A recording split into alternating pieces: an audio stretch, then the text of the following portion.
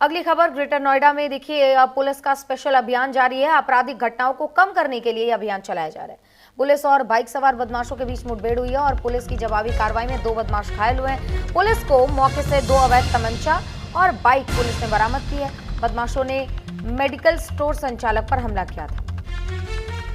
तो पुलिस के पास ये पूरा मामला पहले से दर्ज करवाया गया था और इसके बाद से लगातार पुलिस इन बदमाशों की छानबीन में लगी हुई थी। लेकिन देखिए, पुलिस जब इन बदमाशों को पकड़ने के लिए पहुंची तो पुलिस पर ही जवाबी ये जो अपराधी थे वो फायरिंग करने लगे। इसके बाद पुलिस ने जवाबी कार्रवाई करते हुए इन दोनों अपराधियों पर गोलियां चलाई। पैर में इनके गोली लगी। इन दोनों अपराधियों को गिरफ्तार कर लिया गया। तो लगातार उत्तर प्रदेश की पुलिस बदमाशों के ऊपर कार्रवाई कर रही है और इस कार्रवाई के जरिए ही अपराधों को कम करने की कोशिश में लगातार प्रशासन लगी हुई है।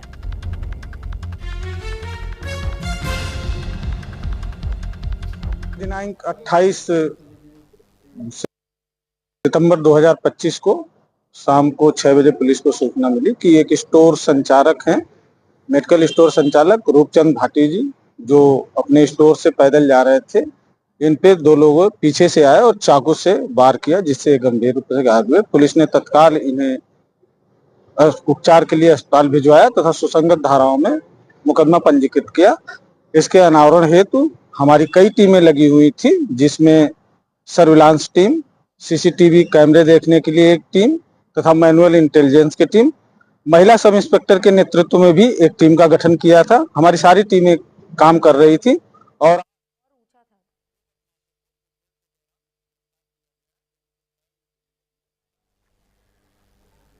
तो लगातार देखिए, नोएडा में हो या फिर उत्तर प्रदेश का एक एक कोना, लगातार अपराधियों को लेकर काम किया जा रहा है। अपराधी के ऊपर कार्रवाई की जा रही है। ये तस्वीरें देखिए, एक मेडिकल स्टोर संचालक पर हमला करने के बाद से शिकायत पुलिस को प्राप्त हुई थी। उसके बाद से लगातार पुलिस बदमाशों की तलाश कर रही थी। जब निशानदेही पर बदमाशों को पकड़ने के लिए पुलिस पहुंचती है तो ये दोनों बदमाश पुलिस पर ही हमला करना शुरू कर देते हैं। हालांकि पुलिस ने इन दोनों को अब एनकाउंटर के बाद गिरफ्तार कर लिया है। ये दोनों अपराधी देखिए, इनके पैर में गोली लगी है और पुलिस इनको अस्पताल में भर्ती करवा चुकी है।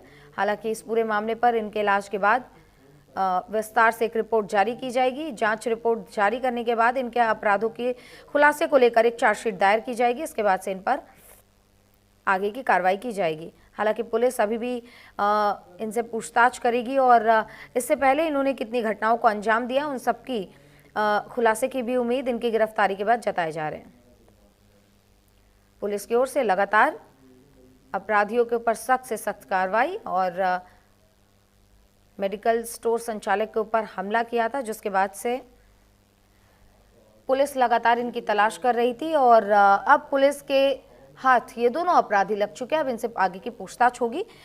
इस मुठभेड़ से जुड़ी विस्तार से जो खबर है उसके लिए हमारे सहयोगी कंचन भारद्वाज हमारे साथ जुड़ गए। कंचन, पुलिस लगातार अपराधियों को लेकर काम कर रही है, कार्रवाई कर रही है। ये बड़ी कामयाबी पुलिस को हाथ लगी है, जहां पर 2 अपराधों के सिलसिले में पुलिस ने 2 अपराधियों को गिरफ्तार किया। क्या जानकारी? देखिए, बिल्कुल सुचित्रा, गौतम बुद्ध नगर पुलिस लगातार उसका लंगड़ा अभियान लगातार जारी है और कहीं ना कहीं नोएडा पुलिस जो अपराधियों के खिलाफ जो एक्शन करती हुई नजर आ रही है। इसी कड़ी में ग्रेटर नोएडा की दादरी पुलिस की रात 2 बदमाशों के साथ मुठभेड़ हुई है और उसमें दोनों बदमाशों के पैर में गोली लगी है। साथ ही मैं आपको बताना चाहूंगा, ये जो आरोपी थे, इन्होंने एक मेडिकल स्टोर संचालक था, उस पर इन्होंने जानलेवा हमला किया था, जिसको लेकर नोएडा पुलिस अलर्ट थी और कहीं ना कहीं पुलिस को बड़ी कामयाबी है। जी बिल्कुल। कंचन, कुछ चीजें सामने आई हैं कि आखिर किन किन मामलों में या कितने मामलों में ये अब तक लंबित चल रहे थे, अब इनको गिरफ्तार किया गया है? देखिए, बिल्कुल बताना चाहूंगा, इन पे पहले से इनका आपराधिक इतिहास है। साथ ही इन्होंने जो यहाँ के एडीसीपी हैं अशोक कुमार, उन्होंने बताया कि ये पुलिस चेकिंग कर रही थी। पुलिस को पता चला कि ये लोग दोनों उधर से आ रहे हैं और पुलिस ने इनको रोकने के इशारे किए, लोग नहीं रुके, इन्होंने पुलिस पर फायरिंग कर दी।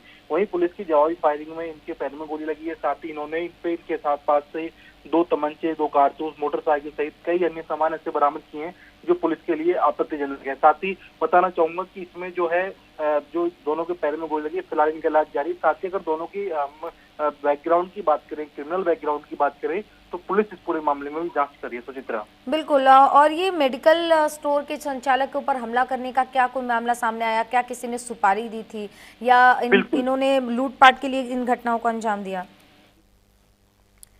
तो देखा आपने कि किस तरीके से लगातार ग्रेटर नोएडा और नोएडा की पुलिस काम करती है और अपराधियों को उनके अंजाम तक पहुंचाने का काम करती है। कंचन, आपका बहुत बहुत धन्यवाद।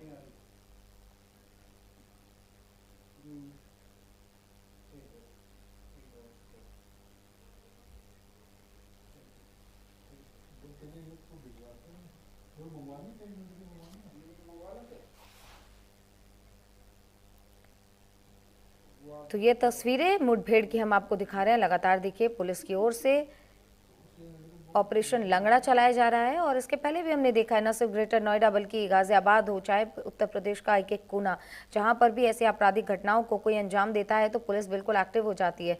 क्योंकि देखिए अपराध को लेकर, भ्रष्टाचार को लेकर योगी गवर्नमेंट जो है वो जीरो टॉलरेंस की नीति रखती है। ऐसे में कोई भी छोटा से छोटा या बड़ा से बड़ा अपराधी क्यों ना हो, वो नहीं बच सकता कानून की गिरफ्त से।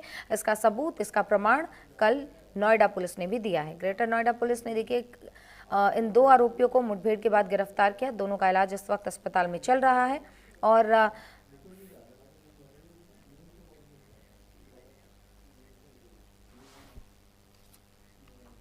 तो देखिए ग्रेटर नोएडा के बाद एक खबर ऐसे ही बुलंदशहर से सामने आई, जहां पर पुलिस और बदमाशों के बीच मुठभेड़ हुई है। ये देखिए यूपी के बुलंदशहर से ये बड़ी जानकारी। ग्रेटर नोएडा के बाद, जैसे कि मैं बता रही थी कि यूपी का कोई भी कोना हो, अपराधी नहीं बच सकते। मुठभेड़ के दौरान बदमाश ने पुलिस टीम पर फायरिंग की। पुलिस की जवाबी कार्रवाई में बदमाश आबिद घायल हुआ है। ये बड़ी जानकारी सामने आई और आबिद के दो साथी मुठभेड़ के दौरान फरार हुए हैं और आबिद लेकिन गिरफ्तार कर लिया गया है और चोरी की बाइक, एक तमंचा और कारतूस भी बरामद किया गया है। तो पुलिस की जवाबी कार्रवाई और देखिए मतलब प्रशासन की ओर से ऑपरेशन लंगड़ा चलाया जा रहा है। लगातार अपराधियों के ऊपर ऐसे ही कार्रवाई की जा रही है। फरार बदमाशों की तलाश में इस वक्त जुटी हुई है। आबिद को लेकिन गिरफ्तार कर लिया गया, लेकिन इसके दो साथी मौके से फरार हो गए। तो एक और ग्रेटर नोएडा, दूसरी ओर बुलंदशहर, लेकिन खबरें बिल्कुल सिमिलर। प्रशासन, पुलिस प्रशासन लगातार अपराधियों के ऊपर कार्रवाई कर रही है और ऑपरेशन लंगड़ा, देखिए पैर में गोली लगी है, इलाज के लिए अस्पताल भेजा गया है। अब इससे गहराई से पूछताछ की जाएगी कि और कितने मामलों में ये शामिल था, किन किन आपराधिक घटनाओं को उसने अंजाम दिया है। आबिद के जो दो साथी फरार हुए हैं, अब आबिद की निशानदेही पर उन तक भी पहुंचने की कोशिश पुलिस करने वाली है। बढ़ेंगे आगे। देखिए बिहार में इस वक्त चुनाव का माहौल है और जल्द ही डेट्स का ऐलान भी हो सकता है, लेकिन उससे पहले एसआईआर